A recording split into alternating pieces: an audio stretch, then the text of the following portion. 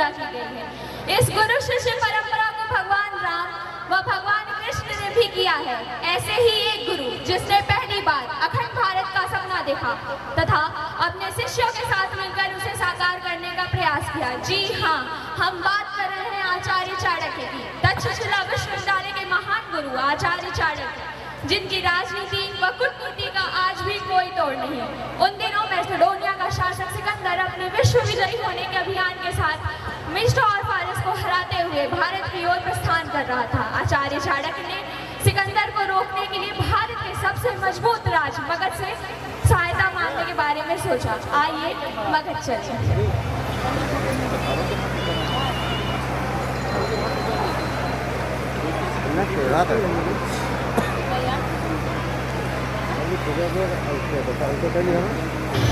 रुक जाइए सैनिक, मुझे जाने दो, बहुत आवश्यक कार्य है।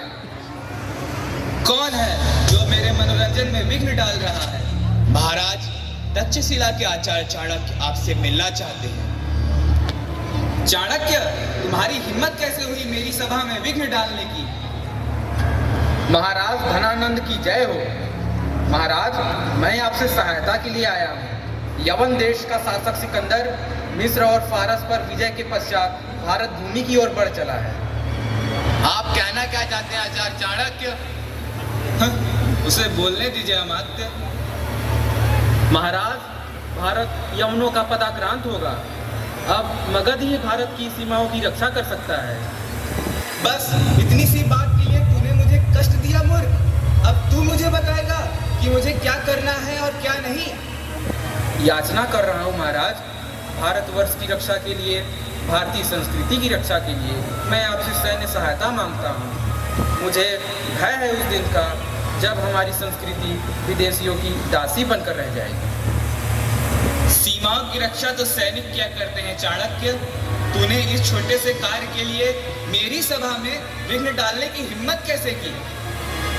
सीमाएं सुरक्षित रही तो ही सम्राट सुरक्षित होंगे। तू नंदवंश और मगध को धमकी दे रहा है? महाराज, नंदवंश मगध नहीं है और मगध नंदवंश नहीं। तू साधारण सा शिक्षक मुझे ज्ञान देता है? शिक्षक साधारण नहीं होता धनानंद। प्रलय और निर्माण दोनों उसकी गोद में खेलते हैं। सैनिक, इस मूर्ख को इसकी शिखा से घसीटते हुए सभा से बाहर फेंक दो। धनानंद, आज तूने मर्यादा की सभी सीमाएं लांघ दी हैं। तूने मेरी शिखा का अपमान किया है। आज मैं प्रण लेता हूँ कि जब तक मैं मगध को तेरे इस नंदवंश से मुक्ति नहीं दिला दूंगा, अपनी शिखा नहीं बांधूंगा। आचार्य चाणक्य ने धनानंद को चुनौती तो दे दी, लेकिन उनके लिए सबसे बड़ी चुनौती का कार्य था एक ऐसे योग्य व्यक्ति को ढूंढना जो धनानंद से प्रतापी व शक्तिशाली राजा को परास्त कर सके। पाटलिपुत्र में टहलते हुए आचार्य चाणक्य ने कुछ बालकों को राज दरबार का खेल। महाराज चंद्रगुप्त की जय हो। इसका अपराध क्या है? महाराज, इसने भोले भाले नागरिकों को लूटने का अपराध किया है। क्या तुमने यह अपराध किया है? महाराज, मैं निर्दोष हूँ। झूठ मत बोलो। यदि किसी के साथ अन्याय होता है तो उसके पाप का भागी मैं होऊंगा। महाराज, मुझे माफ कर दीजिए। मंत्रीगण, आपका क्या विचार है? महाराज, इसके साथ न्याय संगत व्यवहार हो। महामंत्री, इसे 1 माह की सजा दी जाए। परंतु महाराज, ये दूसरे राज्य का है, अतः इसे कठोर से कठोर सजा दी जाए। मंत्रीवर, अपनी मर्यादा को भंग मत करो। मेरे राज्य में कोई जनपद की सीमा किसी मानव को बांट नहीं सकती। मेरी दृष्टि में सभी एक हैं, सभी भारतीय हैं। सम्राट की जय हो। राजन, अलगाव की भावना तो सदा मानव के अंदर रही है, उन्हें कैसे दूर किया जाए? जनपद की सीमाओं को मिटाकर।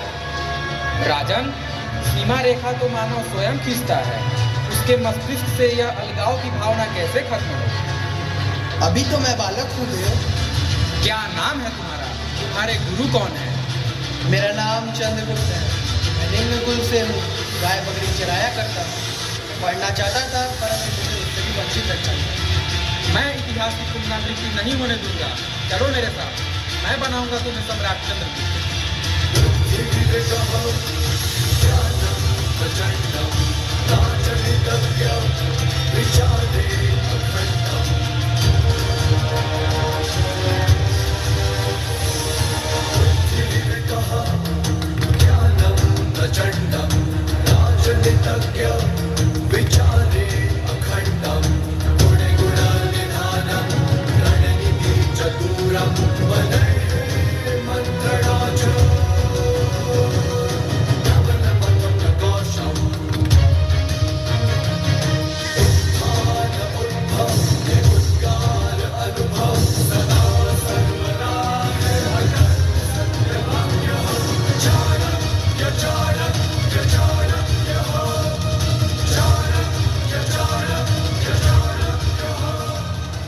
जाओ शिष्य, अपनी लक्ष्य की पूर्ति करो।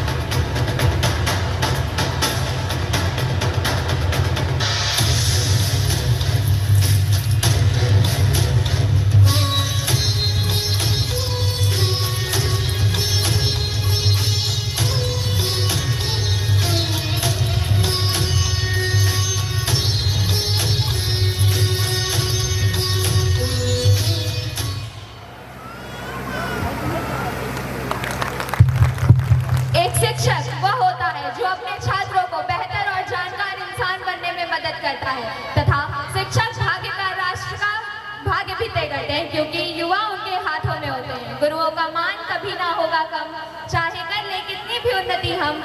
ऐसे तो है इंटरनेट पर हर प्रकार का ज्ञान, मगर सही गलत की नहीं है उसे पहचान।